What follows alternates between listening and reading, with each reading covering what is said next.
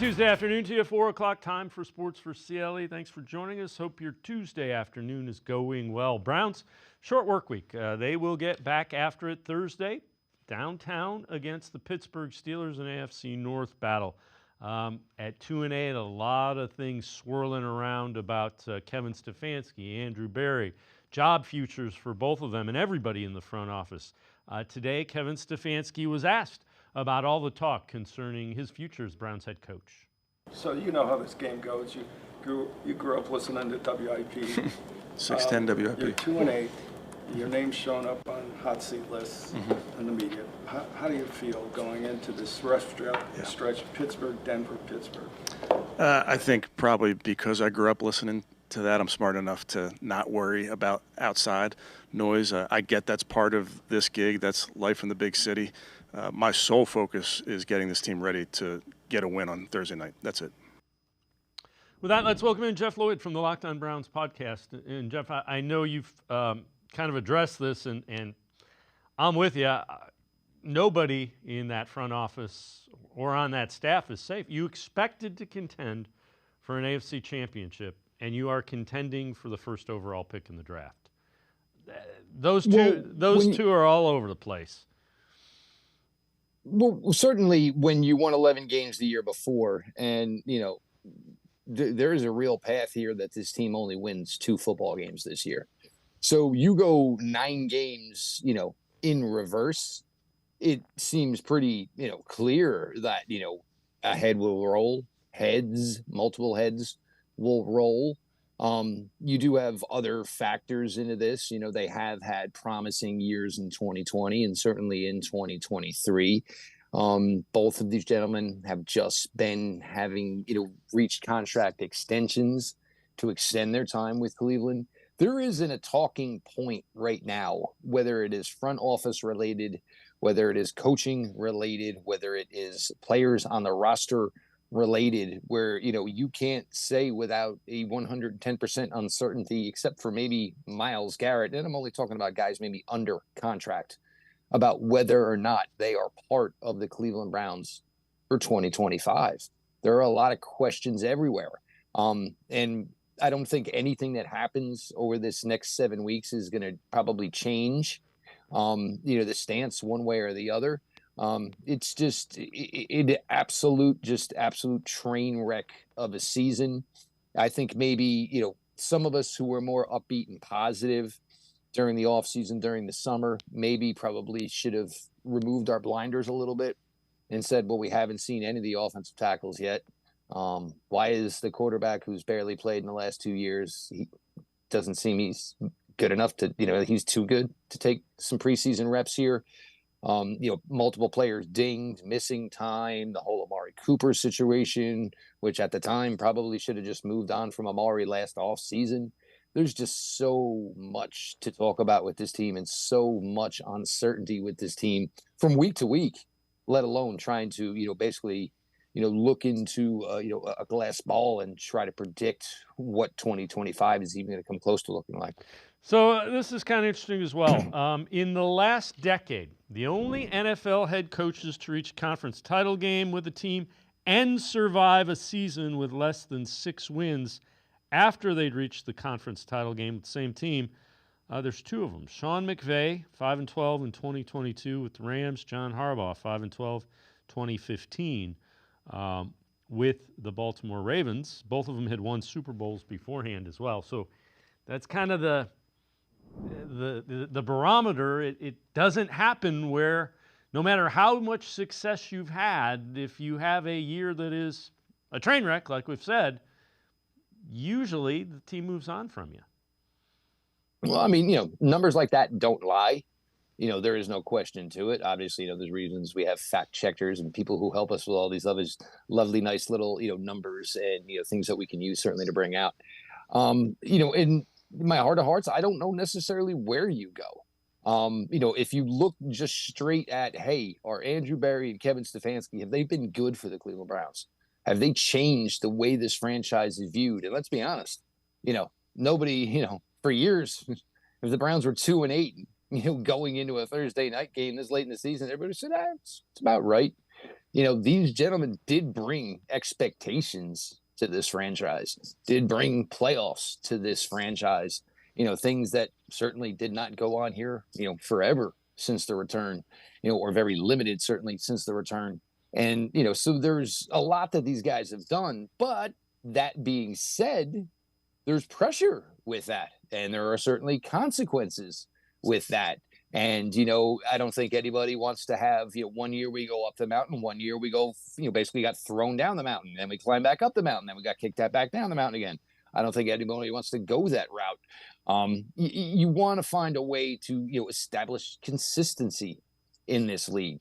And, for anybody, I get it, the fact that it's 2-8, but look, if the Browns aren't making the playoffs, which we all 100% agree, you don't want to be in a situation where, okay, wow, we're the last team that didn't make the playoffs, so that means we get to draft 19th.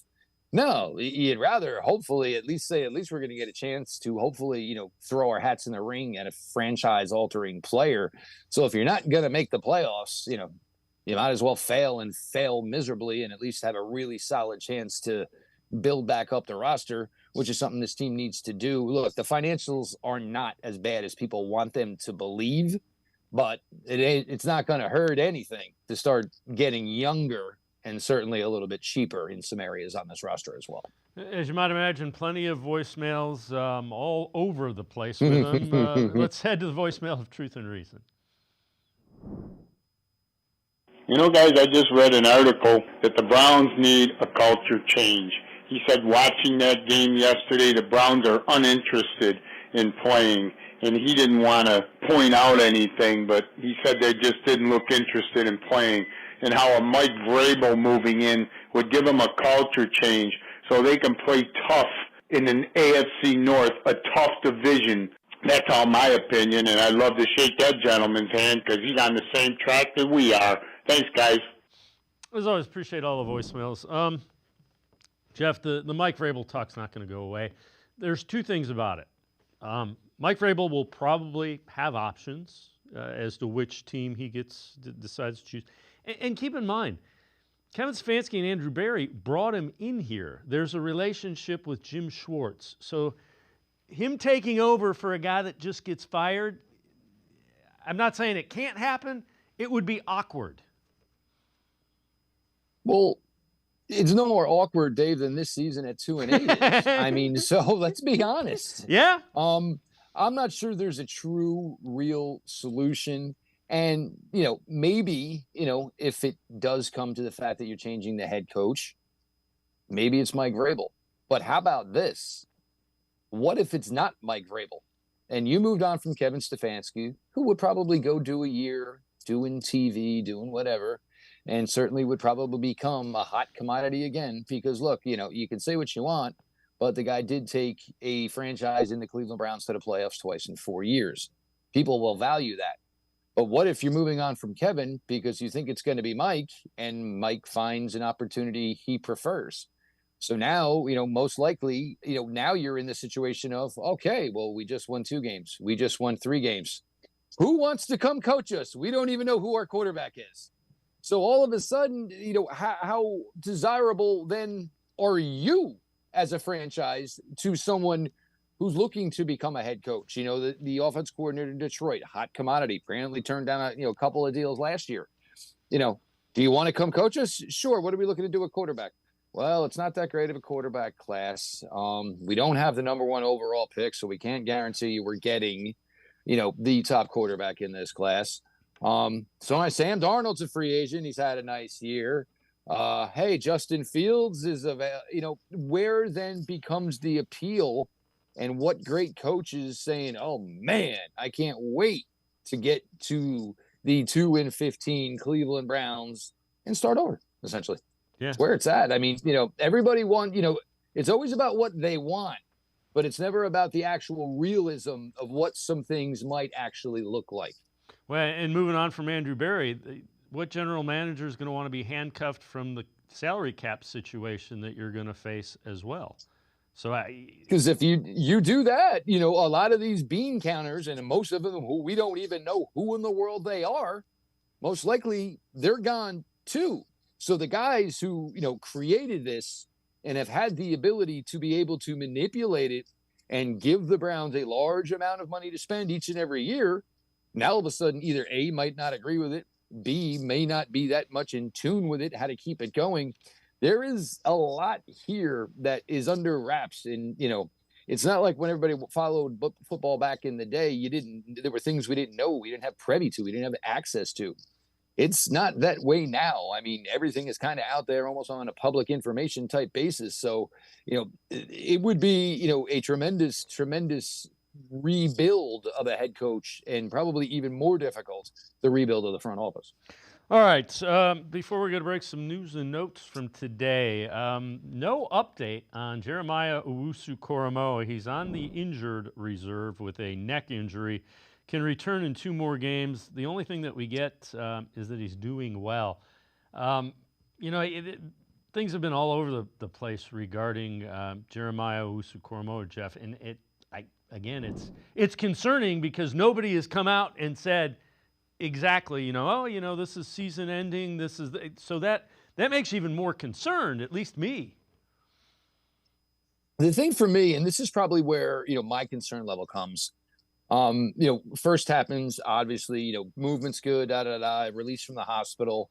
Then I guess when everybody kind of got back into the building, I guess for what was Wednesday, and it was he's okay.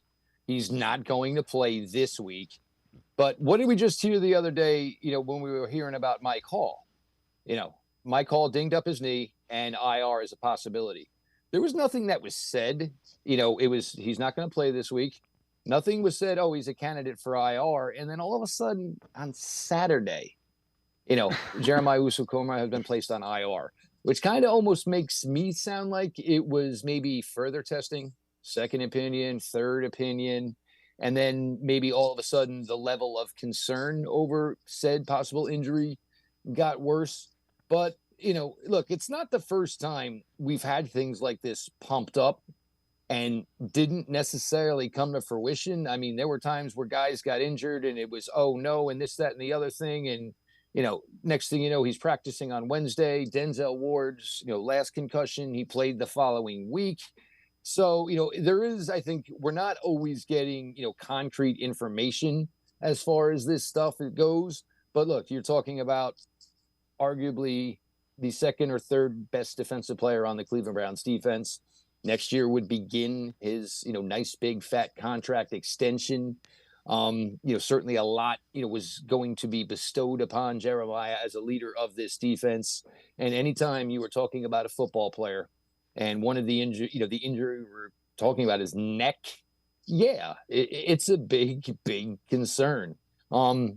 Maybe they don't necessarily have the answers to give us right now, but it certainly seems like that's just kind of one they're leaving out there. And it's just, basically just a little ball in the sky that everybody's staring at, just waiting to see what the ultimate, outcome is going to explode in our faces, or is it just going to come back to earth and eventually JOK is going to be okay and get back to business? Jeff Lloyd and I are going to step aside, take a quick timeout. As we head to break, the Browns signed offensive tackle Jerron Christian, and they placed DeJuan Jones on injured reserve. So Christian, a familiar name, and they placed DeJuan Jones on the injured reserve. We continue talking Browns when we return on Sports4CLE. Stay with us. I just picked up all the Ohio Lottery holiday scratch-offs. They're multiplying. Yeah, multiplying. With the chance to multiply my prize by 200 times with Holiday Bonus Millions. No, they're multiplying. Oh, you're in a daze. A holidays. Snap out of it. Because even if we don't win instantly, all the holiday games offer a second chance to win up to 1,000 times the price of the ticket. Wait, did you say up to 1,000 times? Sure did.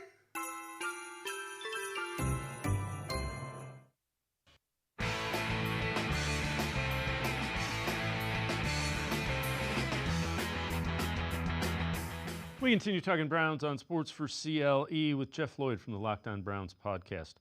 Chris Sims, a former NFL quarterback, what he saw from the Browns defense against the Saints. The Browns just refuse to not play anything that's super aggressive on defense. And it's just they don't bend or break or change their approach for anybody. and it just doesn't seem to matter. And it looked like the Saints were like, okay, if you want to put all these people at the line of scrimmage, then we're going to attack right back at you. And if you want to put all these people at the line of scrimmage, we're going to put Taysom Hill at quarterback and get him in the Wildcat and get a numbers advantage, and then get him on the edge, do stuff like that. And that's kind of seemed to be what it was throughout the day. The Browns kind of matched them with some firepower early on in the football game. Jameis made some big plays. Jerry Jeudy had a big day, and Njoku had a big day. But ultimately, it just they couldn't keep pace with what the Saints were doing to that Browns defense. And Jeff, it's becoming concerning because it's missed tackling and it's lack of communication, and it's been pretty consistent with the Browns. Last year they didn't have those breakdowns. Everybody was on the same page. This year they're not tackling, and half the team's doing one thing and the other half the team's doing the other thing. And I think there's also maybe one word you're probably omitting here, and a lot of it is want to and effort. I mean, you're not telling me 34-and-a-half-year-old Taysom Hill going 75 yards. You're not telling me that there's not one secondary player from the Cleveland Browns who can properly take a pursuit angle and run down Taysom Hill.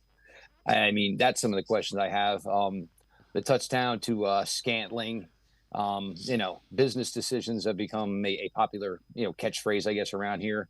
And, when you're putting on the emergency brake and putting the car in park, 40 yards from the goal line, I mean, it's a bad look. It really is. It's a poor look. And, that was one of the concerns I had, with the Browns going into the bye at 2-7.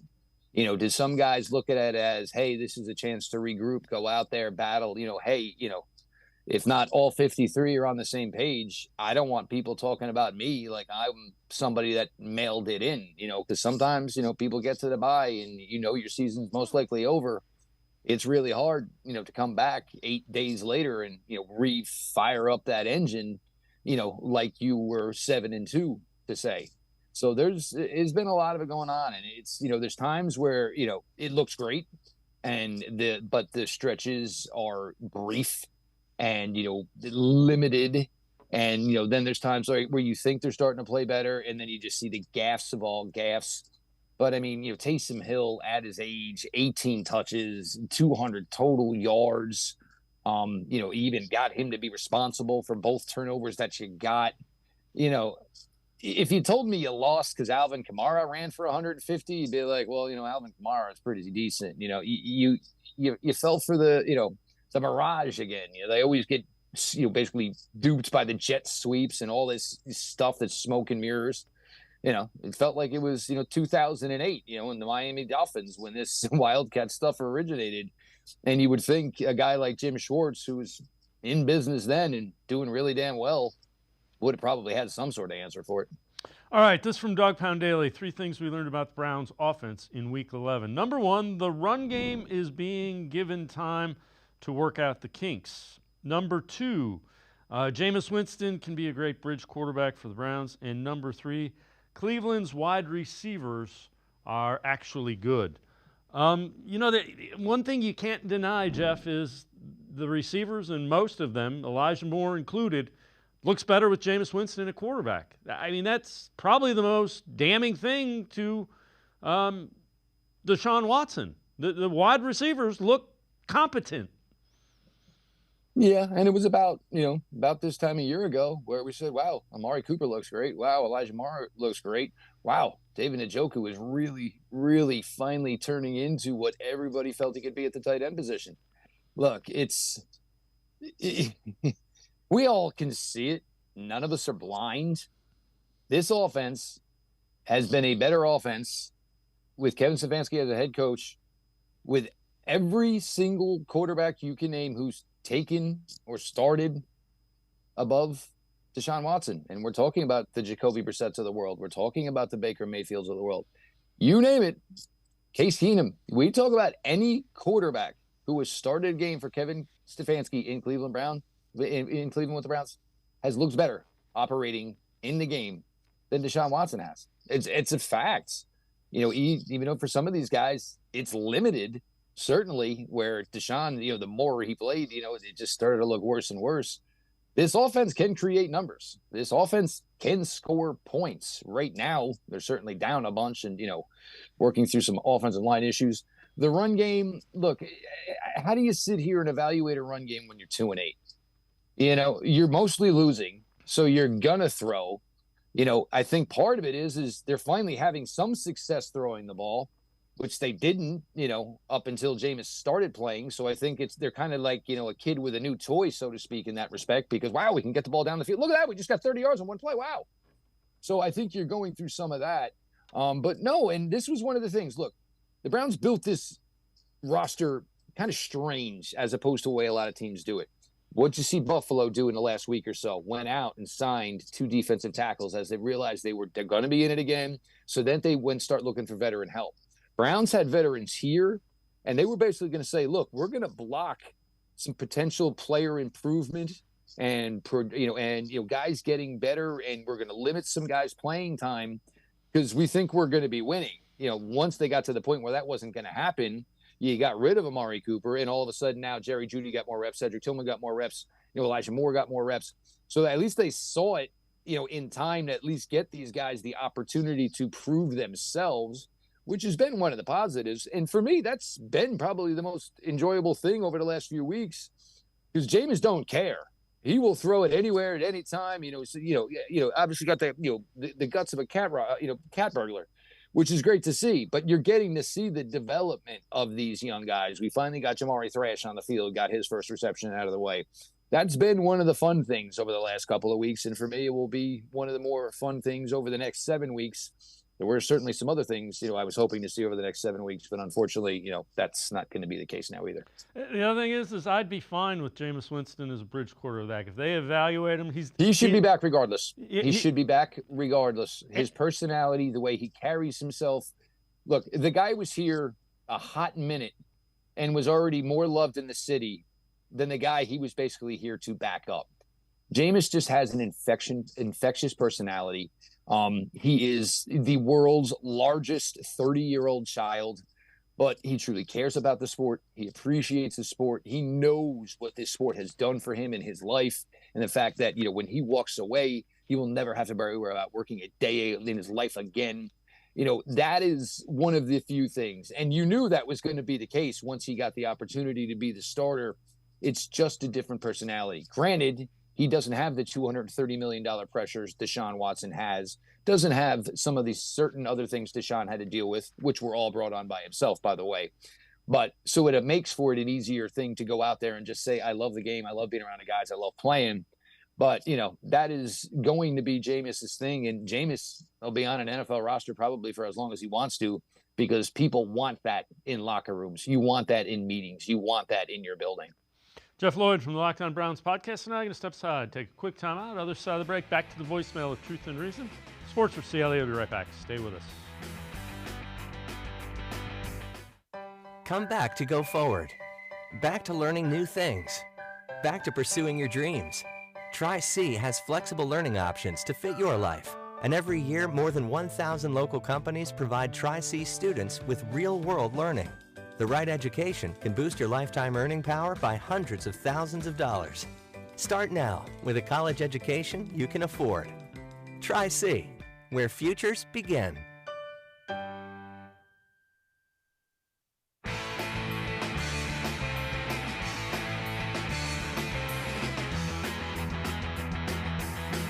We continue talking Browns with Jeff Lloyd from the Locked On Browns podcast. Let's head back to the voicemail of Truth and Reason.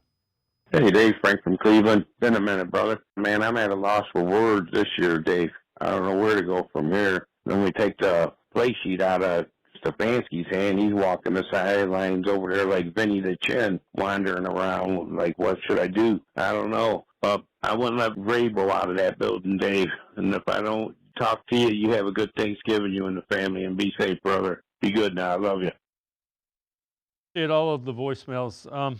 Jeff, we've talked about it, and I get it. When you change coaches, you want different. Mike Vrabel is different from Kevin Stefanski. Different mentality, different approach. I don't know if it's right, but if you decide you need to get different, something has to be different. Or it's more, kind of like, when the teacher loses the classroom and you got to send in the vice principal or the principal. You know, Mike Vrabel's going to find reasons to get aggravated. He's going to find reasons to ride guys. And, you know, look, you know, it's not totally out of the realm for guys in that locker room to realize the season is over. And, you know, it's got to be tough. And it's certainly got to be tough, you know, coming off the season they had last year. And I think, you know, everybody in that room they all thought they were going to go back out there and this was going to be a tremendous year again in the AFC North. And it just didn't happen. And it's certainly frustrating, as much as it's frustrating for fans and, you know, for us who try to comprehend this as we're covering it. And certainly for the fan base, because look, we're all not spending our hard-earned money like some of these people are. So, you know, I feel for those people, I do, because, you know, how many years did they know and willingly hand over that money knowing there was nothing going to come from this team? So it's got to feel even worse when you're handing it over and, you know, you thought something was coming and then basically Lucy took the football away from you.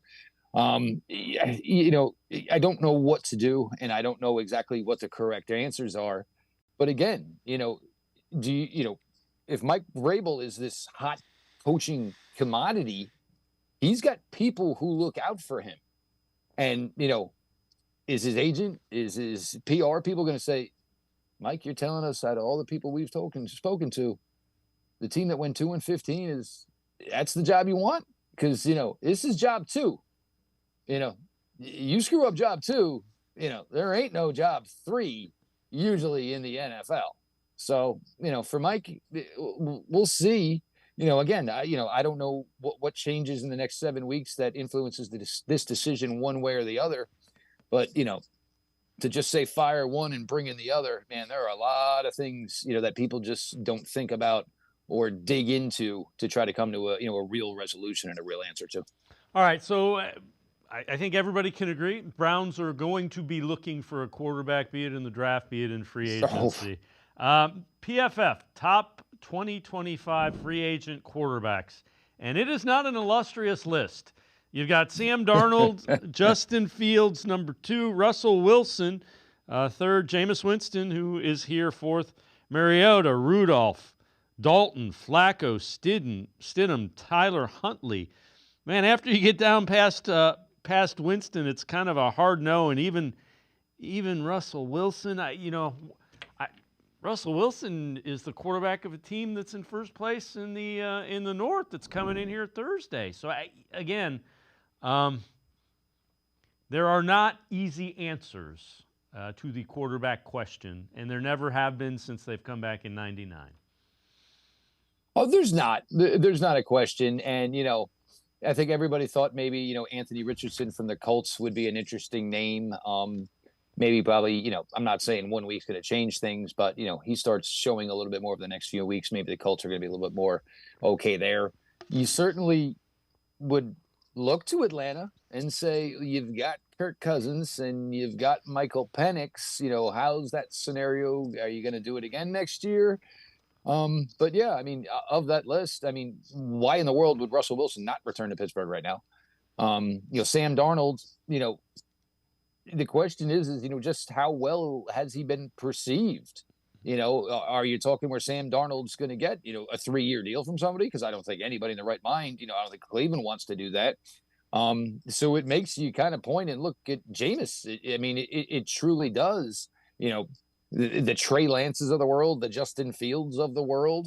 You know, that's not changing or making anybody feel any better about this franchise.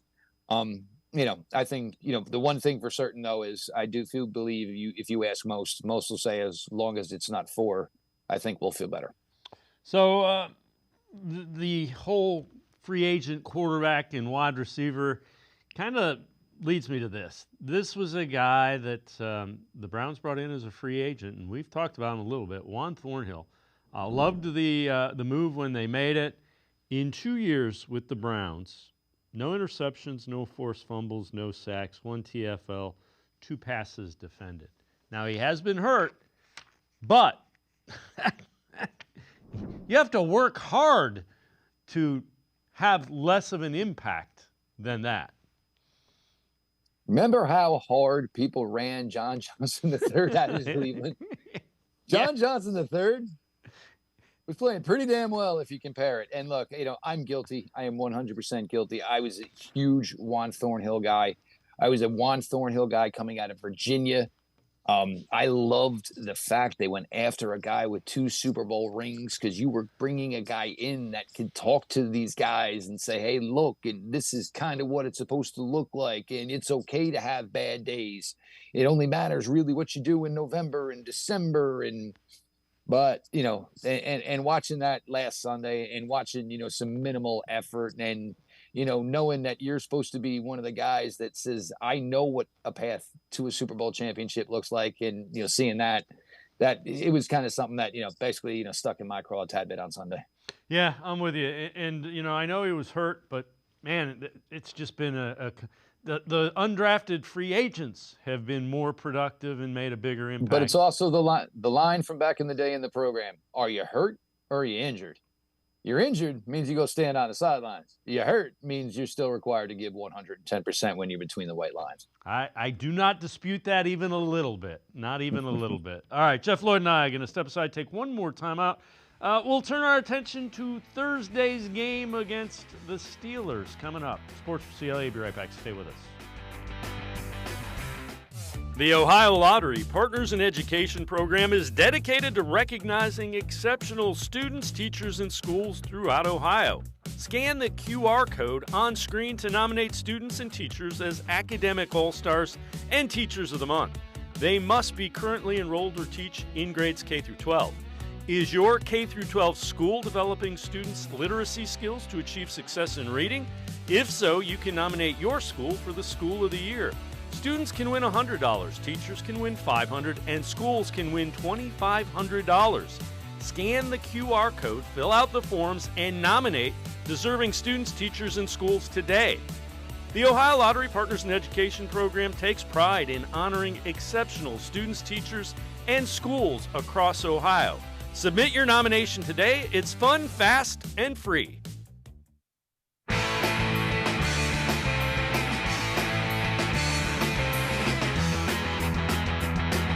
We continue talking Browns with Jeff Lloyd from the Locked On Browns podcast. Steelers coming into town Thursday night. They've won 5 straight and are 8-2 on the year. Defeated the Ravens without scoring a touchdown. Nothing flashy, just winning football. Kevin Stefanski asked today how the Steelers keep winning games. I think they're plus 11 turnover margin. That's the number one stat when you think about winning and losing. I think they're doing a nice job of their offense taking care of their ball, the defense going and getting the ball. Follow up on that. I mean, TJ, 7.5 sacks, but the 4 forced fumbles this year. Just how disruptive is he being? Always is disruptive. A great player, an elite rusher, plays hard, good versus the run, good versus the pass. He's long, so you can see, has sacks where he just gets that long arm in there and can knock the ball out. So great player. And Jeff, again, they just find ways to win. They don't beat themselves. And, with what we've seen from the Browns this year, that is a huge advantage. That's how you end up consistently above 500. Yeah, I mean, and you watch the Steelers play, and it's true. I mean, nothing blows your mind about what they do. Because I think, a lot of people look, the good defense, I don't think anybody the bigger story would be is if the Pittsburgh Steelers didn't have good defense. It always seems they have good defense. They run it a little. The transition to Russ after Justin Fields had him winning really seemed odd at the time. Because you knew Russ was older, so if anything, maybe you were just going to wait for there was the slip where maybe Justin Fields had cost them a game. And then would come the Russ time, but to their credit, they made it at the right time. It didn't change anything. It didn't alter for anything for them. They got better within that time. Mike Williams with a big, touchdown catch, an acquisition they made late, to get one more kind of, playmaker, vertical threat in there. They just play smart and they play kind of safe. And, I think a lot of people get scared by that word. But, playing safe keeps you in games up until the last couple of minutes, and it gives you an opportunity to pull games out late. And luckily for them, they actually have a kicker in the AFC North, unlike the other 3 teams, that can actually make a couple of kicks. So this is interesting as well. We remember Russell Wilson last year with the Broncos beating the Browns and causing problems. 3-0 in his career against the Browns with Seattle and Denver, passer rating of 114.7. The other thing that Russell Wilson has done, he's developed a really nice chemistry with George Pickens. So that's Pickens' productivity has shot up. I mean, and he's a problem. He's a great vertical threat. He really is. And the thing is, and this could be to the Steelers' detriment or to their opponent's detriment. If George Pickens gets his, he's a guy that is he's just annoying to play against. And there's been times where we've all seen in Pittsburgh where he doesn't get his and he's almost annoying to the Steelers, but he doesn't shut up. He plays hard. He plays physical. You better go to the whistle against a guy like George Pickens, because he looks to embarrass people who will shut it down before the whistle blows. And, every team needs a guy like that, whether it's a secondary player or whether it's a wide receiver, you need somebody because, that does fire your teammates up. And, a little skirmish here and there, it creates a little more unity, between teammates. But, George Pickens, and look, he's never going to lead the league in receptions. He's probably never going to be that high as far as overall touchdown catches as well.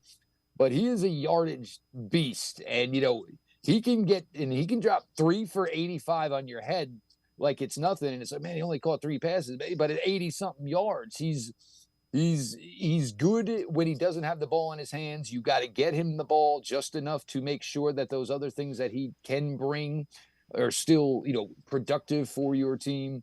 But yeah, let's put it this way. Russell Wilson has found a way to keep George Pickens happy. And for a few years now in Pittsburgh, we definitely saw instances where George Pickens wasn't happy. But, just a guy who's really, really taken a step up. And if you probably think about it, he is right now their most productive skill player.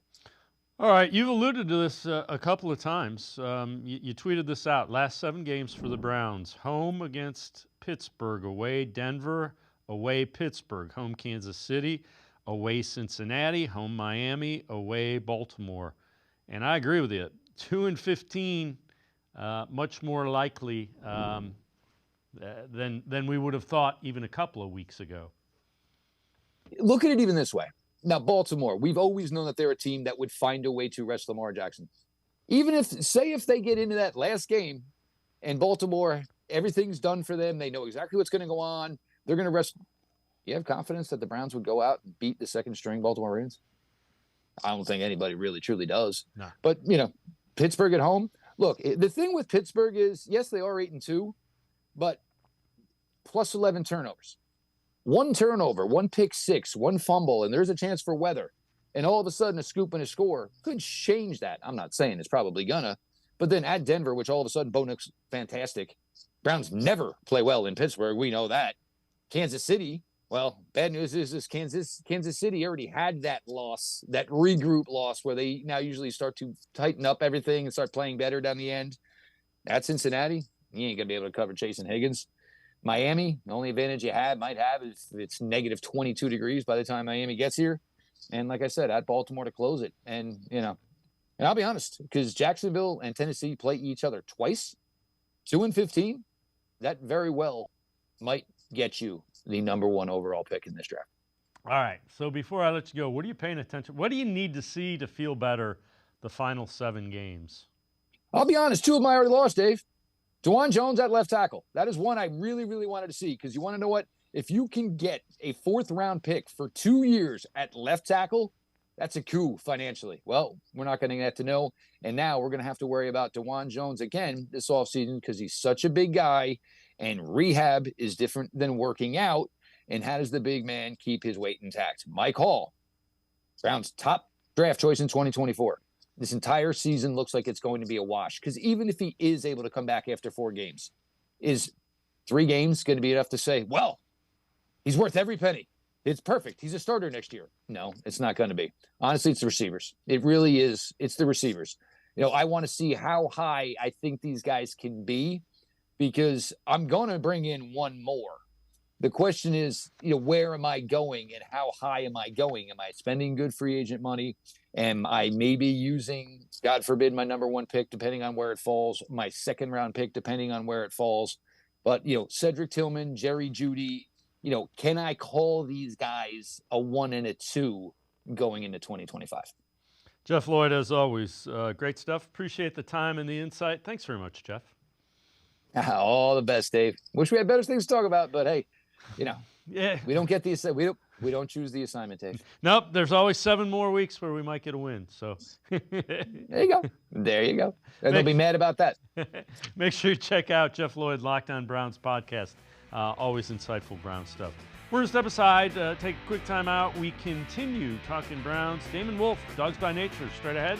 Stay with us. Come back to go forward. Back to learning new things. Back to pursuing your dreams. Tri-C has flexible learning options to fit your life. And every year, more than 1,000 local companies provide Tri-C students with real-world learning. The right education can boost your lifetime earning power by hundreds of thousands of dollars. Start now with a college education you can afford. Tri-C, where futures begin. I just picked up all the Ohio Lottery holiday scratch-offs. They're multiplying. Yeah, multiplying. With the chance to multiply my prize by 200 times with Holiday Bonus Millions. No, they're multiplying. Oh, you're in a daze.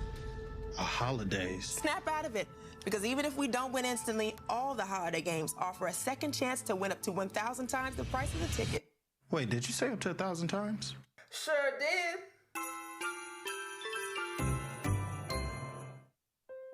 I am powerful beyond my wildest imagination. I will define my future. I will keep challenging myself to improve.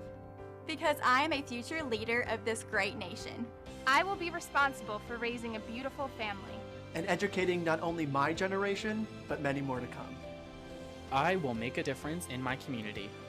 And I will stand up for what I believe in. I will not settle for simply chasing my dreams. I will achieve them. Because I was given a chance. An opportunity. A home. At Family, Career, and Community Leaders of America. The ultimate leadership experience. FCCLA has been one of the greatest experiences of my life. It's made me who I am today. Join us. We'll build a new future together.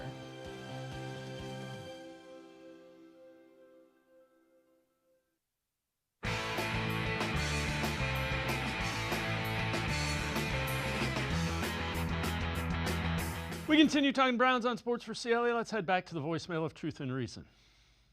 Hey, Dave, it's Bob from Chillicothe. Well, here we are again, bottom feeders. I'm going to tell you what, Steelers are coming in and wanting this win, trying to go for the overall #1 seed, and they already disrespect us. They better act like they want to play, or they're going to get hurt. They're going to get beat badly. I got a question. We moved on from Baker Mayfield after 4 years because we just didn't think he was going to be the guy to take us over the top. Why the heck are we holding on to the coach and GM after 5 years and we're in the position we are now? Where are they ever going to take us? Thanks, man. Go Browns. Woof, woof. As always, appreciate all of the voicemails. Let's welcome in Damon, Wolfe, Dawgs by Nature. Damon, the short answer, or the rational answer is, when you change GM and head coach, you're switching philosophies, you're switching players that you want to go after, you're switching pretty much everything. It's a complete reshuffling. You value different skill sets. I get the Baker Mayfield thing. He's playing well now. I don't think he was going to be playing that well if he was here. I think he needed to go through what he went through in Carolina and L.A. With the Rams to get to where he is now. With the Buccaneers, he's playing better, although the Bucs, I think, are under 500 as well. Yeah, Dave, I agree with that assessment.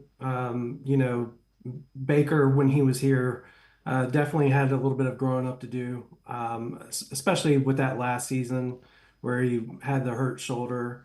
I think that was really unfortunate the way that it all played out. And, wish Baker the best, but I'm happy that he's found success down there in Tampa. But at the same time, I think for the Browns, they just have to focus. They made their assessment, made their decision, and they have to move on from here and find another one.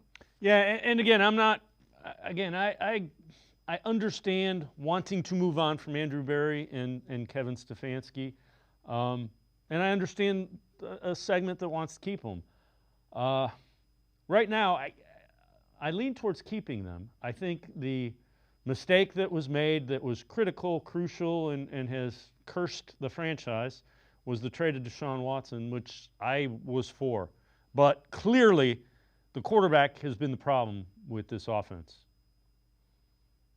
Yeah, it clearly has been. As far as Andrew Berry and Kevin Stefanski go, uh, like you alluded to earlier, whenever you make C shift changes within the organization at positions of leadership, such as the general manager and head coach, you are, like you said, the philosophies and all those things, and they have had success here during their tenure.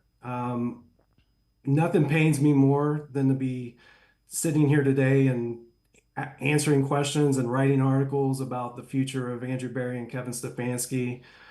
This season, though, has been a tremendous disappointment by all accounts.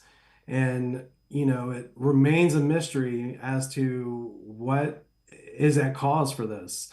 The changes that were made on the offensive side of the ball, that were necessitated to, help Deshaun Watson play at a level that he had played before, just did not pan out whatsoever. And here we sit today. We're 2-8, and we have to have these conversations. I know you're an article. Is there a win number that you think Kevin Stefanski has to reach to keep his job, or how do you deal that and take us through that? How do you deal with that and take us through that article? So yeah, just basically, coming out of the bye, I wrote an article just stating, is there a certain number of games that would make you feel comfortable bringing Stefanski back as head coach next season? Is there a certain amount of wins that he needs to finish out the year with?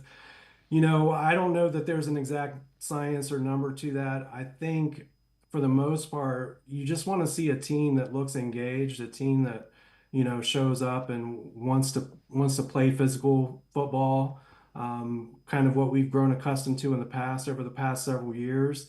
And, all of that, magic that they had, the previous 4 seasons just seems to have disappeared this year. And, it's tough, but I think that for the most part, if we can just see signs of life, the team not quitting, and signs that he hasn't lost the locker room, I think that would be the main thing. Yeah, and again, that's the challenge for Kevin Stefanski in the final 7 games. And 3 quarters against the Saints were pretty good. The 4th quarter, man, I'm not so sure that was what Kevin Stefanski wants to see if he wants to remain here. All right, we mentioned earlier, Dwan Jones, surgery on his broken fibula, placed on injured reserve. You did a poll, Dawgs by Nature. Have you seen enough to pencil him in at left tackle next season? And you see the 52% to 48%. I got to be honest, I want to see more. And now the other thing is, Jeff Lloyd brought up earlier in the show, we know he struggled to rehab from the knee because he's a big guy. Big guys, 300. I'm not 380 pounds, but I imagine it takes a lot to keep a 380-pound guy in shape and in rehab. So now you're coming back of another thing where you're going to have some significant rehab. Yeah, that is really the big question mark right now. With the surgery, we really need to know, how long he's going to have to be off of that leg, which I would assume is for quite some time, especially, with his size. So, that doesn't bode well for the recovery process. So we have seen some positive signs from him at left tackle, after a rough start to the season. And, most of that was kind of pinned on, coming back from the knee injury last year. But, I think we can, he should certainly be in the plans, but I think that Andrew Berry or whoever's making the decisions moving forward need to also go to great lengths to bring in, more support. And I think that starts pretty much by, keeping Jack Conklin around for as long as possible, at least through next year, and possibly addressing tackle early in the draft. Yeah, there's a lot of checklists that they need early in the draft, especially on the offensive side of the ball. So again, I know you wrote an article about this. 4 options in the NFL draft to replace Deshaun Watson. So you had Cam Ward from Miami, older guy, played Washington State before going to Miami or Oregon State. Quinn Ewers from Texas, Shedeur Sanders from Colorado, and also Curtis Rourke from Indiana. Which of those do you think fits best for the Browns? And are there any that are warning, danger, danger, not a great idea? So I will tell you, right now, the way I see it, now it's very early in my evaluation process. I haven't studied these guys a whole lot, as much as I will, once the draft gets closer. But from a talent perspective wise, the one that intrigues me the most, and if I was, picking for any other team than the Browns, it would probably be Cam Ward. I believe he does have a lot of upside and could potentially become that player that you're looking for. However, he reminds me a lot of Deshaun Watson as far as, making big plays out of structure once things break down, looking for the, going big play hunting, that type of attitude and play style. And so, for the Browns, that might be a red flag. But there are some other interesting guys. I don't necessarily know that any of them are worthy of a top 10 pick. I guess probably somebody will probably take Shedeur Sanders and Cam Ward early, probably in the top 10 out of necessity. I don't really advise the Browns on doing that. So, a potential quarterback maybe on late day 2, early day 3 might be a route to go if you could pair them alongside of possibly DTR for next season and bring in a veteran to help bridge the gap. Damon Wolfe from Dawgs by Nature and I are going to step aside, take a quick time out. Other side of the break, we'll hear from Myles Garrett. Sports4CLE will be right back. Stay with us. I just picked up all the Ohio Lottery holiday scratch-offs. They're multiplying. Yeah, multiplying. With the chance to multiply my prize by 200 times with holiday bonus millions. No, they're multiplying. Oh, you're in a daze. A holidays. Snap out of it. Because even if we don't win instantly, all the holiday games offer a second chance to win up to 1,000 times the price of the ticket. Wait, did you say up to 1,000 times? Sure did.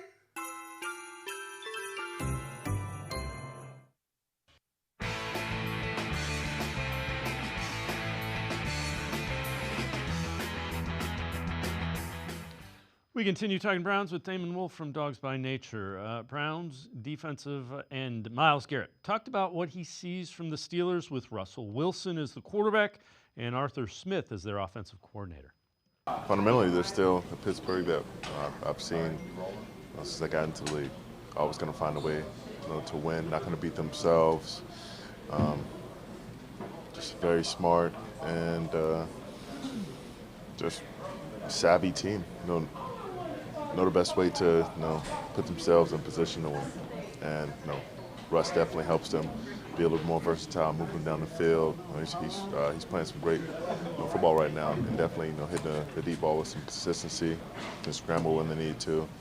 But their core and who they've been, that hasn't changed. And Damon, the other thing, Wilson and George Pickens talked about it a little bit earlier. They have a chemistry already.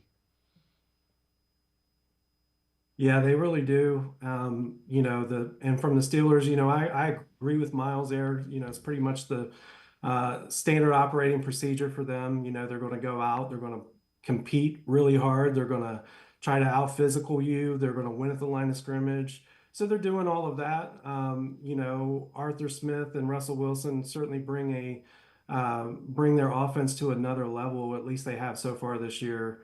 Kind of with the play action and the boot game and all that stuff that Arthur Smith is known for. But they're going to come out and try to outmuscle you. And when Russell Wilson gets a chance to take a shot down the field, he'll do it. Well, so the question that was asked of Myles Garrett, and you think about it, there were blown coverages, both against Chargers and the Saints, so before and after the bye. Too many big plays. The question Myles Garrett was asked shortly after that was, what's wrong with the defense this year? If I have to just go off of what I've seen, just being out of position. And, when we are there, have to make those tackles and getting off the field. We've had multiple instances and drives where, it could be, a gain of 3, gain of 2, and it turns into, a big play. So we have to, make the plays that come to us that we're, in position for, and then we have to, eliminate the ones where we're completely out of position. So do you think that if teams caught up to you guys from what you did last year? I just don't think we're playing the way we need to, and up to our standard which we set last year. Damon, there's been a lot of missed tackle. Taysom Hill, you're bouncing off of Taysom Hill like he's Derrick Henry last week. And again, Taysom Hill's he's a good Wildcat type quarterback, but bad tackling and then missed assignments, blown coverages. It's it's maddening. Yeah, it is. It's really disappointing to watch. And the performance on Sunday was, coming into the game, I thought, hey, if the offense played well and Jameis, had a good game, we would certainly win. And then for them to come out and allow Taysom Hill to have the kind of game that he did, and, what's really been the Achilles heel of the defense this year overall has just been allowing big plays. There's certain spots in games where they just will allow an explosive play and that will just kill them, whether it be a broken coverage or a missed tackle or, things like that. And, also they're a little predictable, I think. And, it's kind of the MO of Jim Schwartz coming in. He's kind of been a one-trick pony his entire career. And yes, it's fun when it's working, but when teams are taking advantage of your over-aggression, it seems like the Browns are constantly trying to make up for the entire season on one play of defense, by trying too hard to get an interception or, trying too hard to make a big tackle or play. And sometimes that can really cost you if you're just not focused on, doing your job and focusing on your assignment. So when you look at the Steelers game and then, Steelers Thursday and the final 7 games as a whole, what do you need to see? What do you need to see to feel better about what has been? It's going to be a disappointing season, but what do you need to see to feel better about it? Similar to coming out of the bye, I was talking about, I think that Stefanski and the coaching staff just have to find a message that is strong enough and resonates enough for these guys to really buy in down the stretch and, play hard. I want to see them, more motivated. I mean, it just seems like the energy level is not where it needs to be. And, we can talk about the coaching staff changes and who left the staff that maybe, might have provided some of that, especially on the offensive side of the ball, the attention to detail, those kinds of things. I want to, see those things be corrected over a long period to finish out the season and not just have one good game here or there. Yeah, and the other thing that, that's is kind of, it's frustrating. When you talk about it, penalties, missed tackles, blown assignments, those are 3 signs of bad football team. Those are what bad football teams do. Yeah, exactly. I mean, that'll kill you every time, those things.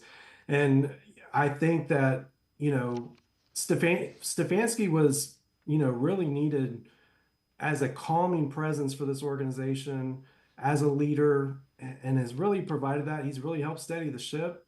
But, sometimes you just wonder if, you look across the league and what's winning right now and what's consistent over time.